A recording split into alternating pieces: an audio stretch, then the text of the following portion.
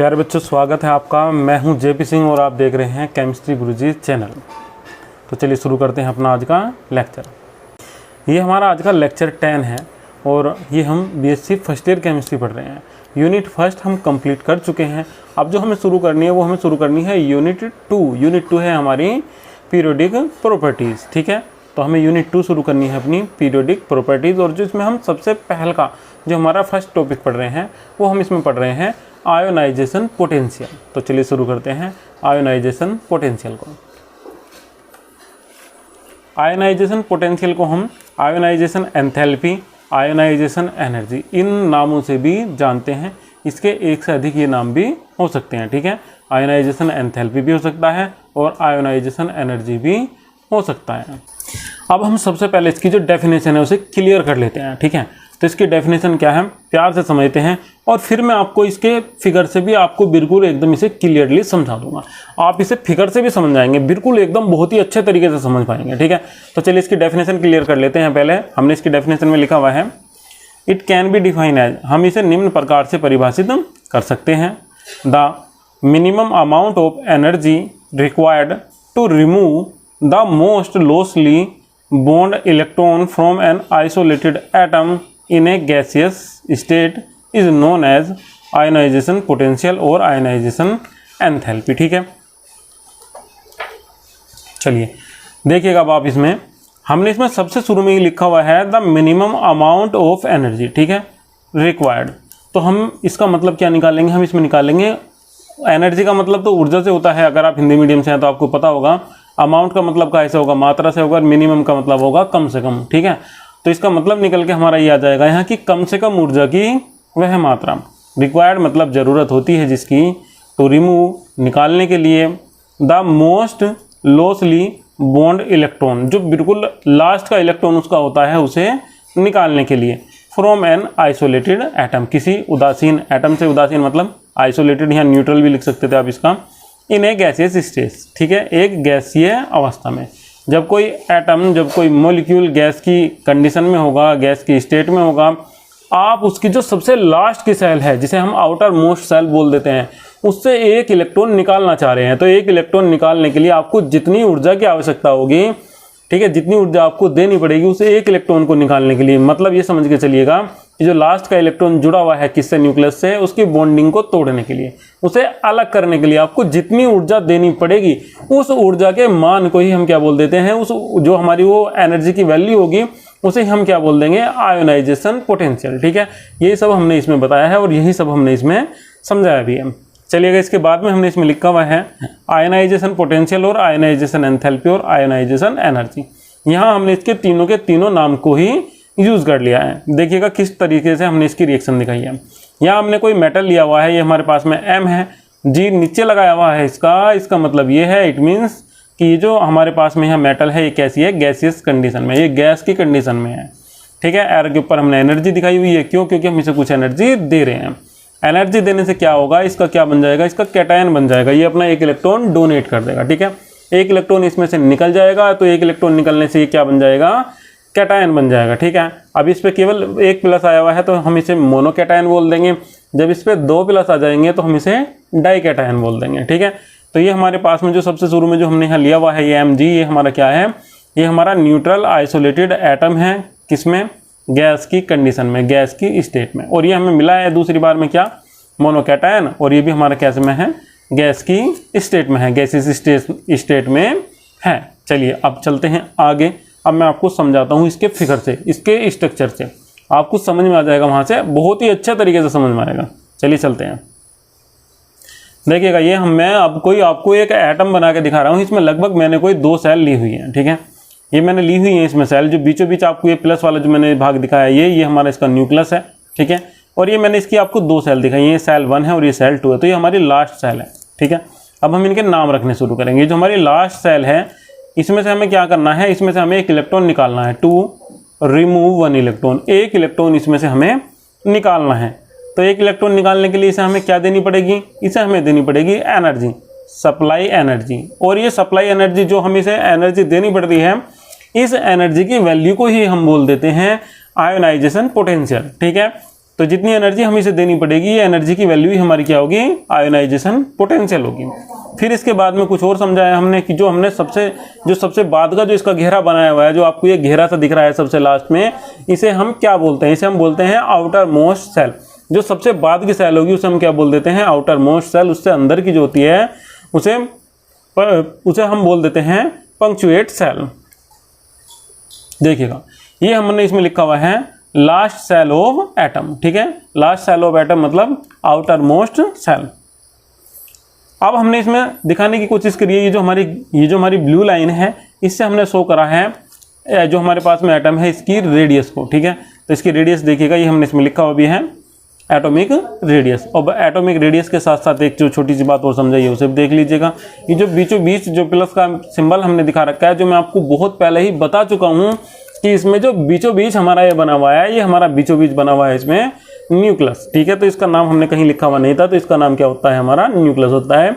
ये भी मैं आपको समझा चुका हूँ। अब आप इसे दोबारा से फिर से समझ सकते हैं। ये हमारे पास में कोई एटम है और ये एटम हमारा कैसी कंडीशन में है, ये हमारा गैस की स्टेट में है, गैस की कंडीशन में है, ठीक है। अब हमें क्या काम करना है, इससे एक इलेक्ट्रॉन निकालना है। तो एक इलेक्ट्रॉन निकालने के लिए हमें इसे क्या देनी पड़ेगी, कुछ एनर्जी देनी पड़ेगी।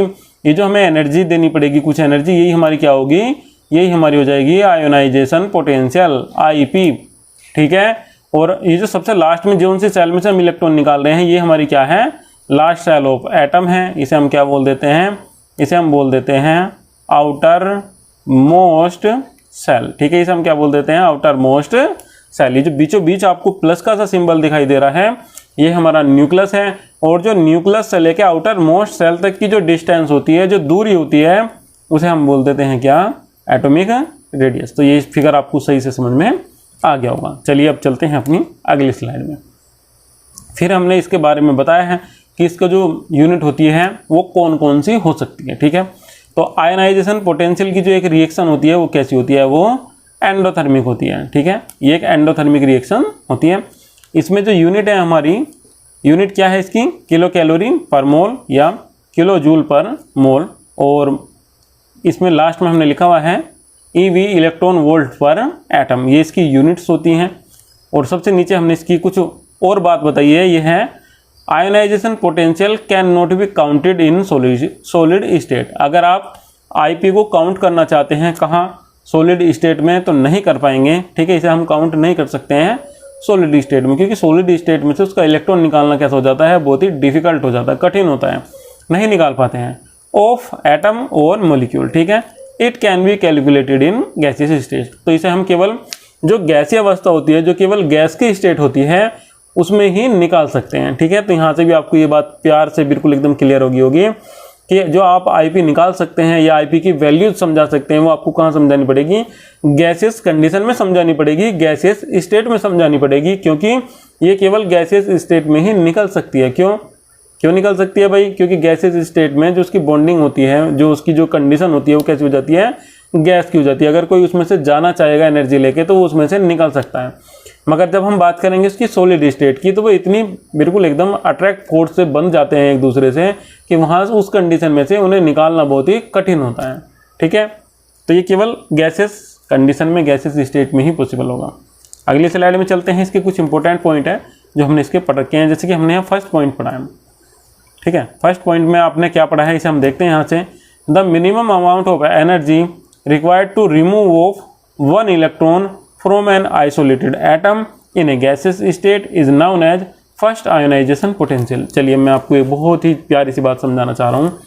जो आयोनाइजेशन पोटेंशियल होता है, ये आप ये मत समझ के चलिएगा कि केवल एक हो सकता है, ठीक है। ये एक से ज़्यादा हो सकते हैं। किसी भी एटम के लिए जो आयोनाइजेशन पोटेंशियल होते हैं वो एक से ज़्यादा हो सकते हैं। फर्स्ट हो सकता है, सेकेंड हो सकता है, थर्ड हो सकता है, और इससे ज़्यादा भी हो सकता है।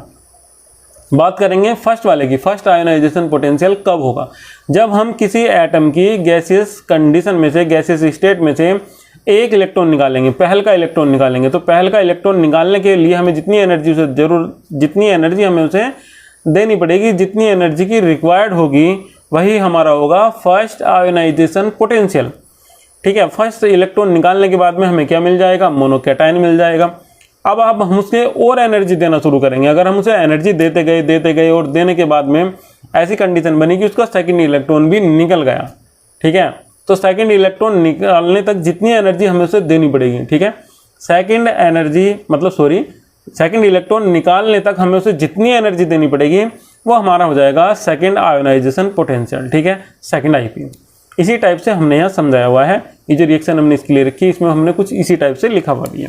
देखिएगा, the amount of energy required, ठीक है, एनर्जी की रिक्वायर्ड होती है टू रिमूव वन इलेक्ट्रॉन, एक इलेक्ट्रॉन निकालने के लिए, from an isolated atom, isolated atom से, इन गैसेस स्टेट, गैसीय अवस्था में, गैसीय स्टेट में, इज नोन एज, जाना जाता है फर्स्ट आयोनाइजेशन पोटेंशियल, ठीक है, कि पहला इलेक्ट्रॉन निकालने के लिए गैसीय स्टेट में किसी आइसोलेटेड एटम से जितनी एनर्जी की रिक्वायर्ड होती है उसे हम बोल देते हैं फर्स्ट आयोनाइजेशन पोटेंशियल। और इससे जो हमें मिलता है, जो हमें बाद में प्राप्त होता है, ठीक है, वो हमारा क्या होता है, वो हमारा होता है मोनोकैटायन, ठीक है। और जो न्यूट्रल मॉलिक्यूल होता है वो यहाँ कैसी कंडीशन में होता है, गैसीय स्टेट में। चलिए इसका पॉइंट 2 पढ़ते हैं। पॉइंट 2 में भी हमने फिर वही समझा है जो मैं आपको भी थोड़ी देर पहले समझा चुका हूँ। चलिए एक बार इसे क्लियर कर लेते हैं। देखिए इसमें हमने ये समझाया है प्यारे बच्चों, यहाँ हमने लिखा हुआ है इसमें the minimum amount of energy required to remove the first electron from a monocation in a gaseous state is known as second ionization potential, ठीक है। फिर यहाँ वही बात हो गई क्या, कि हमारे पास में मोनोकैटायन है, उसमें से हमें एक इलेक्ट्रॉन निकालना है। अब एक इलेक्ट्रॉन निकालने के लिए जितनी एनर्जी की हमें रिक्वायर्ड होगी, ठीक है, जितनी एनर्जी हमें रिक्वायर्ड होगी वही हमारी क्या हो जाएगी, वही हमारी हो जाएगी सेकंड आयोनाइजेशन पोटेंशियल, ठीक है। ये आपका सेकंड वाला भी क्लियर हो गया होगा यहाँ से। तो इसमें हमने लिखा हुआ भी यही है।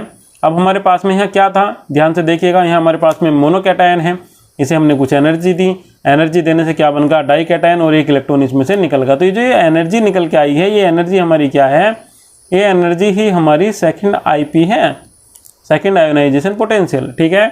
देखिएगा यहाँ हमने एक एग्जाम्पल लिया हुआ है, यहाँ हमने लिया हुआ है Li का मोनोकैटायन, और इसे हमें इतनी मात्रा देनी पड़ रही है, ठीक है, 7297 किलो जूल पर मोल, ठीक है, इतनी एनर्जी हमें इसे देनी पड़ रही है, जिससे इसमें क्या बन रहा है, डाइकैटायन, और इसका एक इलेक्ट्रॉन निकल रहा है। तो ये जो हमारे पास में निकल के आई है, ये हमारे पास में क्या है, ये हमारे पास में सेकंड आईपी है, किसकी, लिथियम की। ये हमारे पास में क्या है, सेकंड आईपी है, वो भी किसकी है, ये हमारे पास में लिथियम की है। चलिए अगले पॉइंट पे चलते हैं। अब इसके बाद में कुछ और पॉइंट हमने समझाए हुए हैं, जैसे कि जो फर्स्ट आयोनाइजेशन पोटेंशियल होगा वो कैसा होगा, अधिकतर कम होगा, किससे, सेकंड से। फर्स्ट कम होगा, सेकंड ज़्यादा होगा, फिर इसी तरीके से हमारा क्रम बढ़ता चला जाएगा। अगर हम थर्ड आयोनाइजेशन पोटेंशियल निकालेंगे उसकी वैल्यू और अधिक होगी, फोर्थ निकालेंगे उसकी और अधिक होगी, फिफ्थ निकालेंगे तो उसकी और भी अधिक हो जाएगी। इस टाइप से इनकी वैल्यू निकलती हुई चली जाएंगी, ठीक है। तो हमने ये समझाया है। कुछ इसके एक्सेप्शन भी होंगे, उन्हें भी हम पढ़ के चलेंगे, ठीक है। यहाँ लिखा हुआ है हमारे पास में, the value of second ionization potential is always more than first ionization potential, ठीक है। जो सेकेंड आयोनाइजेशन पोटेंशियल की वैल्यू होगी वो हमेशा अधिक होगी, किससे, फर्स्ट आयोनाइजेशन पोटेंशियल से। बिकॉज, क्योंकि after removal of one electron, क्योंकि निकलने पर, एक इलेक्ट्रॉन के निकलने पर, फ्रॉम एन एटम, किसी एक एटम से, nuclear attraction force on rest electron, जो न्यूक्लियर अट्रैक्शन फोर्स है, जो हमने बीचों बीच भी देखा था, जो न्यूक्लियस था उसका जो अट्रैक्शन फोर्स है और इलेक्ट्रॉन्स पे, ठीक है, वो कैसा होता है, वो बढ़ जाता है, विल इंक्रीज, वो बढ़ जाता है। And it will required large amount of energy, और इसके लिए हमें बहुत ही अधिक ऊर्जा की आवश्यकता होती है अब अगले इलेक्ट्रॉन को उसमें से निकालने के लिए, ठीक है। Will required large amount of energy to remove an electron from atom. अब इस प्रकार के एटम से केवल एक इलेक्ट्रॉन निकालने के लिए भी हमें बहुत ही अधिक ऊर्जा की आवश्यकता होती है। अब हमें एनर्जी जो चाहिए वो कैसे चाहिए, और भी ज़्यादा चाहिए। पहला इलेक्ट्रॉन निकल के चला गया जी, कोई बात नहीं, अब दूसरा हमें निकालना है, तो क्या होगा, जो न्यूक्लियस से एक इलेक्ट्रॉन निकलने के बाद में बाकी बचे हुए इलेक्ट्रॉन्स को जकड़ लेगा। क्यों, क्योंकि उसे पता चल गया है कि उसका एक इलेक्ट्रॉन चला गया है। ये तो बेसिक फंडा था।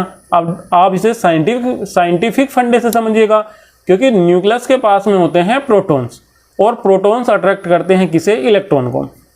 सपोज करिएगा, कोई एग्जांपल ले लेंगे हम इसमें, मान लीजिएगा हमारे पास में पहले 11 प्रोटॉन और 11 इलेक्ट्रॉन थे, एक इलेक्ट्रॉन चला गया, तो प्रोटॉन कितने रह गए हैं, 11 रह गए हैं, और इलेक्ट्रॉन कितने रह गए हैं, 10 रह गए हैं, 10 रह गए हैं। तो इस कंडीशन में क्या होगा, जो प्रोटॉन है वे इलेक्ट्रॉन को और भी अट्रैक्टिव फोर्स से, और भी मजबूत बल से, और भी जो मजबूत बल है उससे खींचना उसे शुरू कर देंगे, ठीक है, अट्रैक्ट करेंगे किससे, स्ट्रॉन्ग फोर्स के साथ में। क्यों, क्योंकि भाई पहले वे कितने थे, 11-11 थे, अब वे कितने हो गए हैं, 10-11। क्यों, प्रोटॉन बढ़ गए हैं और इलेक्ट्रॉन घट गए हैं। तो इससे क्या होगा, जो फोर्स होगा वो थोड़ा सा कैसा होगा, स्ट्रांगली अट्रैक्ट करना शुरू कर देगा किसे, जो और बचे हुए इलेक्ट्रॉन्स हैं उन्हें, ठीक है। फिर इसके बाद में यहाँ लिखा हुआ है that is second ionization potential is always more than first ionization potential, ठीक है। तो इसका मतलब ये है, इसका कारण यही है कि जो सेकेंड आयोनाइजेशन पोटेंशियल होगा वो हमेशा कैसा होगा, अधिक होगा किससे, फर्स्ट आयोनाइजेशन पोटेंशियल से। फिर इसके बाद में हमने इसमें कुछ और लिखा हुआ है, order of ionisation potential are as follows. जो आयोनाइजेशन पोटेंशियल है उसे हम कुछ इस प्रकार से समझा सकते हैं, जैसे कि जो I1 है वो लेस देन होता है किससे, 2 से, I2 less than I3, I3 less than I4 और लेस देन IN। मतलब जो सबसे बड़ा होता है वो कौन होता है, IN, ठीक है। मतलब I2 ग्रेटर देन है I1 से, I3 ग्रेटर देन है I2 से, I4 ग्रेटर देन है I3 से, और IN जो है वो हाईएस्ट है, इनमें सबसे ज़्यादा है। जो सबसे बाद में निकल के हमारे पास में आ रहा है वो हमारा क्या है, वो IN है। चलिए अब अगली स्लाइड में चलते हैं। अगली स्लाइड में हमने इसे समझाया है किसमें, variation of ionisation potential in A periodic table. अब पीरियोडिक टेबल में जो आयोनाइजेशन पोटेंशियल होता है वो किस टाइप से चेंज होता है, एक बार उसकी भी हम बात कर लेते हैं। तो ये 2 ही टाइप से चेंज होगा, वेरिएशन इन ए पीरियड और वेरिएशन इन ए ग्रुप, ठीक है। तो सबसे पहले हम इसमें क्या पढ़ेंगे, वेरिएशन इन ए ग्रुप पढ़ेंगे, ठीक है। क्या पढ़ेंगे इसमें हम, वेरिएशन इन ए ग्रुप, जो हमारा फर्स्ट पॉइंट है इसका। और उसके बाद में हम पढ़ लेंगे इसमें वेरिएशन इन ए ग्रुप। पहले पढ़ेंगे variation in a period, sorry, और बाद में पढ़ेंगे वेरिएशन इन ए ग्रुप। चलिए अब आप पीरियड और ग्रुप तो समझते होंगे, ठीक है। जब हमने टेबल पढ़ी थी तो टेबल में कुछ इस प्रकार से लाइन होती है, ठीक है। जो हमारी इस प्रकार की लाइन होती है ये हमारे क्या होते हैं, पीरियड्स। और ये जो हमारे इस टाइप से चलते हैं ऊपर से नीचे को, ये हमारे होते हैं ग्रुप। अब हम ये देखेंगे कि जो हमारे पास में आईपी है, जो आयोनाइजेशन पोटेंशियल है, ये किसी ग्रुप में या किसी पीरियड में किस प्रकार से चेंज होता है, ठीक है। चेंज होगा, नहीं होगा, होगा तो कैसे चेंज होगा, बढ़ेगा या घटेगा, किससे चेंज होगा और किस कारण से ये चेंज नहीं होगा, ठीक है। इसका रीजन का पता लगाएंगे। और चलिए पढ़ते हैं अब इसके बारे में। तो यहाँ हमने फर्स्ट वाला पढ़ा हुआ है इसमें, वेरिएशन इन ए पीरियड, ठीक है, किसी आवर्त में परिवर्तन। पीरियड को हिंदी में, जो हमारी हिंदी मीडियम वाले बच्चे हैं वे समझ के चलें, पीरियड को हिंदी में हम क्या बोल देते हैं, आवर्त। वेरिएशन इन ए पीरियड मतलब आवर्त में परिवर्तन, ठीक है। यहाँ से समझेगा आप इसे, द आयोनाइजेशन पोटेंशियल इंक्रीज। जो आयोनाइजेशन पोटेंशियल होता है वो कैसा होता है, इंक्रीज होता है from left to right in a period, ठीक है। जब हम किसी पीरियड में लेफ्ट टू राइट चलते हैं, ठीक है, जब हम किसी पीरियड में बाएं से दाएं चलते हैं तो जो हमारा आईपी है, जो आयोनाइजेशन पोटेंशियल है, वो कैसा होता है, वो इंक्रीज होता है, वो बढ़ता है। फिर इसके बाद में देखिएगा, this trend can be explain, इसे हम एक्सप्लेन कर सकते हैं, इस ट्रेंड को हम एक्सप्लेन कर सकते हैं। ट्रेंड का मतलब चलन से होता है, ठीक है। जहाँ सामान्य तौर पर अगर बात करेंगे तो चलन से होता है, ठीक है। इसे हम इस प्रकार से एक्सप्लेन कर सकते हैं, in terms of increase in nuclear charge, ठीक है। इसे हम न्यूक्लियर चार्ज के शर्तों के अनुसार अर्थात टर्म्स के अनुसार समझा सकते हैं। And decrease in atomic size, और एटॉमिक साइज के घटने के अनुसार, ठीक है, दोनों के अनुसार समझा सकते हैं, न्यूक्लियर चार्ज के बढ़ने के कारण और एटॉमिक साइज के घटने के कारण। From left to right in a period, जब हम किसी पीरियड में लेफ्ट टू राइट चलते हैं, समझेगा भी साहब, आपको बिल्कुल प्यार से समझाता हूँ, आपको आराम से समझ में आ जाएगा। जब भी हम किसी पीरियड में लेफ्ट टू राइट चलेंगे, L to R चलते हैं, तो क्या होता है, जो नंबर ऑफ सेल्स होता है वो तो कैसा रहता है, सेम रहता है, मगर जो एटॉमिक नंबर होता है वो लगातार बढ़ता हुआ चला जाता है। जैसे कि हमने इसमें देखा हुआ है, इसके एग्जाम्पल में इसका कितना है, इसका 3 है, फिर अगले वाले का कितना है 4, अगले वाले का 5, अगले का 6, फिर अगले का 7, 8, 9, 10, ठीक है। ये तो इनका एटॉमिक नंबर तो देखिए लगातार बढ़ रहा है, यहाँ से आप इसे देख भी सकते थे। मगर जब मैं आपको इनकी नंबर ऑफ सेल्स गिनवाऊंगा तो पहले की 2 1, फिर दूसरे में 2 2, फिर 2 3, 2 4, 2 5, 2 6, 2 7, और लास्ट वाले में कितना होता है, 2 8 होता है। 1 मिनट, पेन का कलर चेंज कर लेते हैं ताकि आपको बिल्कुल एकदम सही से समझ में ये आए, ठीक है। तो 2 8 होता है लास्ट वाले का, ये हमने इसमें लिख लिया।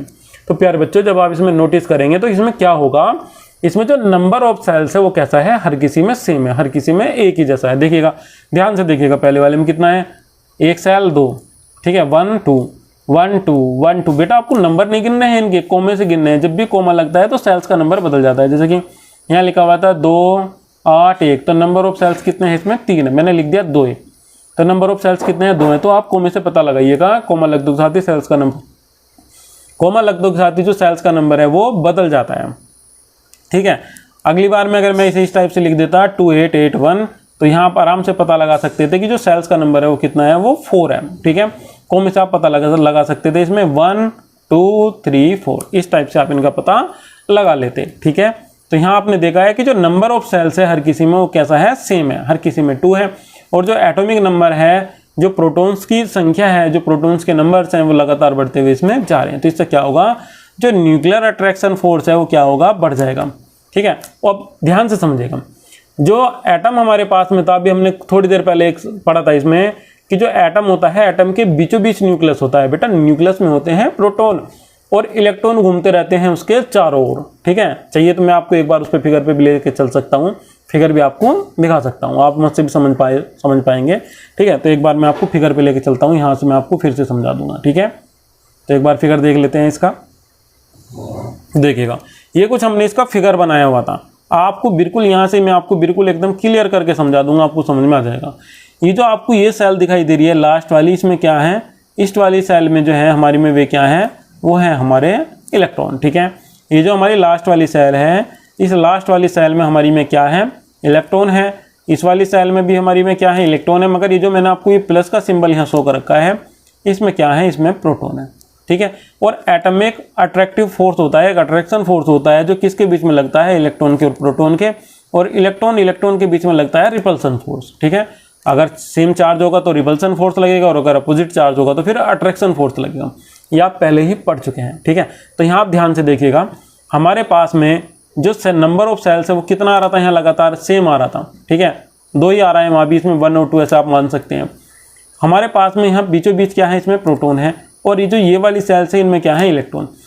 अब इन्हें इलेक्ट्रॉन्स को कौन बांधे हुए, इन इलेक्ट्रॉन को किसने अट्रैक्ट कर रखा है, किसने बांध रखा है अपने चारों ओर, किसने बाइंड कर रखा है, वो बाइंड कर रखा है किसने, न्यूक्लियस ने। ठीक है, न्यूक्लियस ने बाइंड कर रखा है। न्यूक्लियस में क्या है, प्रोटॉन है। अगर प्रोटॉन बढ़ेंगे तो जो न्यूक्लियस की जो बाइंडिंग पावर है वो बढ़ जाएगी, जो अट्रैक्टिव पावर है, जो बांधने की क्षमता है वो बढ़ जाएगी, वो अधिक हो जाएगी। ठीक है, तो यहाँ क्या होगा कि न्यूक्लियस में लगातार प्रोटॉन बढ़ते जा रहे हैं, और जो नंबर ऑफ सेल्स है वो लगातार कैसा है, वो सेम होता रहा है। इसमें 2 ही आ रहा है शुरू से लेकर एंड तक। तो इस कंडीशन में क्या होगा, जो न्यूक्लियर का अट्रैक्शन फोर्स होगा वो अधिक हो जाएगा। ठीक है, जिस कारण से ये इन इलेक्ट्रॉन्स को जो इसके चारों ओर घूम रहे हैं, इन्हें अधिक फोर्स से, एक्स्ट्रा फोर्स से खींचना शुरू कर देगा। जब ये इन्हें अधिक बल से खींचेगा, एक्स्ट्रा फोर्स से अट्रैक्ट करेगा, तो ये जो सेल्स हैं जो इसकी दूर दूर हैं, ये थोड़ी सी कैसी आ जाएंगी, इसके पास आ जाएंगी। ठीक है, कैसी आ जाएंगी, इसके पास आ जाएंगी। जब ये इसके पास आ जाएंगी तो जो साइज है एटम का वो कैसा होगा, वो घट जाएगा। क्यों, क्योंकि जो एटम का जो साइज होता है वो काय पे डिपेंड करता है, इसकी रेडियस पे डिपेंड करता है। और ठीक है, और रेडियस कैसी हो जाएगी, इसकी लगातार घटती चली जाएगी अगर अट्रैक्टिव फोर्स इसका यहाँ से बढ़ता जाता है। तो प्यारे बच्चों, ये आपको बिल्कुल एकदम अच्छे से समझ में आ गया होगा। नहीं समझ में आया तो एक बार वीडियो को दोबारा से यहाँ से ही आप इसे देखिएगा। ठीक है, तो इसमें जो नंबर ऑफ सेल्स हैं वो हर किसी में कैसे हैं, सेम है, और जो एटॉमिक नंबर है वो हर किसी का बढ़ता जा रहा है। अगर एटॉमिक नंबर बढ़ेगा तो इसमें क्या होगा, जो प्रोटॉन्स की नंबर है, जो प्रोटॉन की संख्या है वो भी इसमें लगातार बढ़ती हुई चली जाएगी। अब किसी बच्चे के दिमाग में अगर ये बात आ रही हो कि इलेक्ट्रॉन्स भी तो बढ़ते जा रहे हैं, तो बेटा ध्यान से समझिएगा, यहाँ जो अट्रैक्टिव फोर्स जो डिपेंड करेगा वो किस पे डिपेंड करेगा, वो डिपेंड करेगा नंबर ऑफ सेल्स पे, न कि नंबर ऑफ इलेक्ट्रॉन पे। क्यों, क्योंकि उनका नंबर ऑफ सेल्स नहीं चेंज हो रहा है। ठीक है, अब याद रखिएगा, इनमें जो मिनिमम होता है वो किसका होता है, लिथियम का होता है, और जो मैक्सिमम होता है वो किसका होता है, Ni का होता है। अगर एटम का साइज बढ़ेगा तो याद रखिएगा आयनाइजेशन पोटेंशियल घटेगा, और अगर एटम का साइज घटेगा तो आयनाइजेशन पोटेंशियल बढ़ेगा। अब आप एक और छोटी सी बात समझिएगा, यहाँ कभी कभी हम दुविधा सी में रहते हैं, तो मैं आपको यहाँ बिल्कुल एकदम सही बता देता हूँ कि यहाँ जो Li का जो साइज है, जो Li का साइज है वो कैसा है, सबसे बड़ा है। ठीक है, यहाँ पर जो Li का साइज है वो कैसा है, सबसे बड़ा है, और जो Ne है इसका जो साइज है इनमें वो सबसे छोटा है। जबकि आपको पता होगा इसमें कितने इलेक्ट्रॉन्स थे, 28, और इसमें कितने इलेक्ट्रॉन्स थे, 21। अब आप ये मत सोचेगा कि इसमें तो 2 1 है और इसमें 2 8 है तो इसका साइज बड़ा छोटा, बेटा साइज इसका ही बड़ा होगा। क्यों? क्योंकि इसमें जो न्यूक्लियर अट्रैक्शन फोर्स है वो कैसा है, बिल्कुल एकदम लो है, तो इलेक्ट्रॉन एक दूसरे से दूर दूर रह सकते हैं। जबकि जो इसमें जो न्यूक्लियर अट्रैक्शन फोर्स है वो कैसा है, हाई है, तो इसमें जो इलेक्ट्रॉन है वो एक दूसरे से बहुत अधिक दूरी पे नहीं रह सकते हैं। ठीक है, तो ये साइज में सबसे छोटा होगा और ये साइज में सबसे बड़ा है। ये आपको समझ में आ गया होगा। चलिए अब चलते हैं अगले टॉपिक पे अपने। जो हमारी अगली हेडिंग है वो है हमारी वेरिएशन इन ए ग्रुप। अब हम इसका ग्रुप में परिवर्तन समझेंगे, जो वेरिएशन ग्रुप में है उसे समझेंगे। क्या होगा ग्रुप में? जब ग्रुप में हम ऊपर से नीचे चल रहे हैं तो यहाँ से देखिएगा नंबर ऑफ सेल्स कितने हैं, इसमें 2, इसमें 3, इसमें 4, इसमें 5, इसमें 6। जो नंबर ऑफ सेल्स है वे लगातार बढ़ते हुए जा रहे हैं। जब नंबर ऑफ सेल्स बढ़ेगा तो जो एटम का साइज है, क्या है बेटा, जो एटम का साइज है, समझ में आ रही है बात आपको? जो एटम का साइज है वो भी कैसा होगा, वो भी इंक्रीज होगा। जब एटम का साइज इंक्रीज होगा तो जो आईपी है वो कैसा होगा, वो आईपी होगा डिक्रीज। ठीक है, आईपी कैसा होगा, डिक्रीज होगा। ठीक है बेटा, ये आपको प्यार से समझ में आ गया होगा। ये मैं आपको पहले ही बहुत अच्छे तरीके से समझा चुका हूँ। चलिए एक बार इसकी हिंदी से भी क्लियर कर लेते हैं। The ionisation potential decrease, ionisation potential decrease होता है from top to bottom, top to bottom चलने पर इन ए ग्रुप, एक ग्रुप में। ठीक है, किसी ग्रुप में टॉप टू बॉटम चलने पर जो आयनाइजेशन पोटेंशियल होता है वो कैसा होता है, वो डिक्रीज होता है, वो घटता है बेटा। This trend can be explain, इसे हम एक्सप्लेन कर सकते हैं in terms of decrease in nuclear charge, nuclear charge के घटने की टर्म्स में, और इंक्रीज इन एटॉमिक साइज और top to bottom in a group. ठीक है, किसी ग्रुप में एटॉमिक साइज के बढ़ने के, और जो हमारे पास में दूसरा था इफेक्ट इसका, न्यूक्लियर चार्ज उसके घटने की टर्म्स में। तो हम यहाँ से इसे डिफाइन कर सकते हैं। ठीक है, तो यहाँ जो सबसे ज़्यादा जो एनर्जी होगी, जो आईपी होगी, वो किसकी होगी, वो होगी लिथियम की, और जो सबसे कम होगी वो किसकी होगी, यहाँ हमारे पास में सीजियम की, CS की। ठीक है, इस टाइप से इन्हें भी हम इसमें समझा देंगे। आज की वीडियो में फिलहाल इतना ही, मिलते हैं अगली वीडियो में। वीडियो कैसी लगी है कमेंट करना ना भूलिएगा, वीडियो को अधिक से अधिक शेयर कीजिएगा, और ऐसी वीडियो और अधिक मैं आपके लिए बनाता रहूँ, इसके लिए like share and subscribe. Thank you.